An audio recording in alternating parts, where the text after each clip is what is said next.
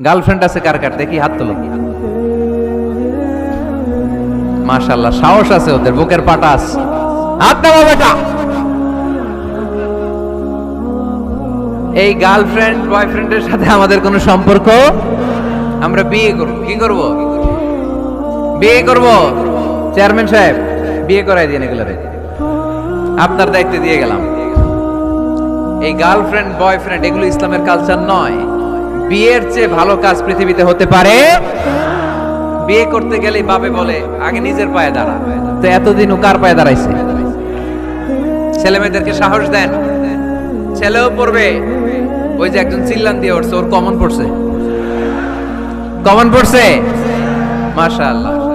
গার্ডিয়ানরা যারা আছেন ওদের দুঃখ কষ্ট একটু বুঝেন আপনারা, মিলাই দিয়েন ওদেরকে, বিয়ের পিড়িতে বসায় দিয়েন। বিয়েতে কল্যাণ, বিয়েতে বরকত। বিয়ের মতো ভালো কাজ হতে পারে না। সব নবীরা বিয়ে করেছেন। আর নিকাহ মিন সুন্নতি, বিয়ে আমার সুন্নাত। ফামান রাগিবা আন সুন্নতি ফালাইসা মিন্নি, যে আমার সুন্নতকে ভালোবাসে না সে আমার উম্মত হতে পারে না। বিয়েটাকে সহজ করে দেন। যেই সমাজে বিয়ে সহজ ওই সমাজে জিনা কঠিন, তাই না? যেই সমাজে জিনা সহজ ওই সমাজে বিয়ে কঠিন। আমাদের সমাজে জিনা করা সহজ, বিয়ে করতে লাগে 10 লাখ, জিনা করতে লাগে 1000। ঠিক কি না? 10 লাখ টাকা ছাড়া বিয়ে করা যায় না। এটা লাগবে, ওইটা লাগবে, এই দাও, ওই দাও, মোহর দাও, বিশাল অঙ্কের মোহর। 10 লক্ষ টাকা ধার্য না করলে মেয়ে দিবে না। এরকম আছে না নাই? না, এগুলো আসলে ইসলামিক কালচার না।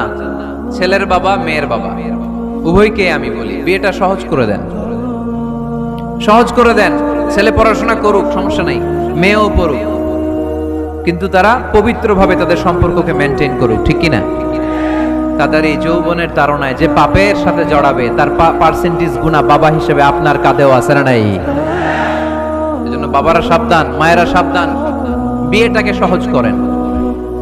এই এলাকার যুব সংঘ যারা আছো, তোমরা একটা ক্যাম্পেইন করবা এই মাহফিলের পরে, টাইমলি ম্যারেজ ক্যাম্পেইন।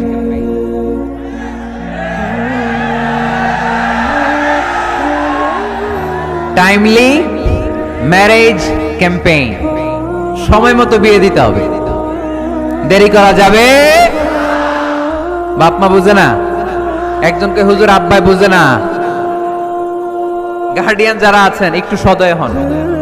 ওরা যে পাপের সাথে, পাপের রাস্তা যে ওরা চিনে যাচ্ছে, পাপের পথে যে জড়িয়ে যাচ্ছে, আল্লাহর সুপ্রিম কোর্টের কাঠগড়ায় আসামি করে আল্লাহ সেদিন আপনারে দাঁড় করাবে।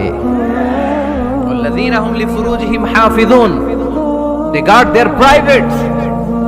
মুকদ্দমাতুল হারামে হারাম, এট এ গ্ল্যান্স।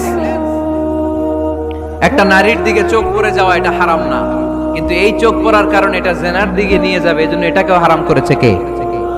মুকদ্দমাতুল হারামে হারাম। এই নজরটা বড় খারাপ। আন-নাযার সাহামুন মাসমুমুন মিন সিহামি ইবলিস।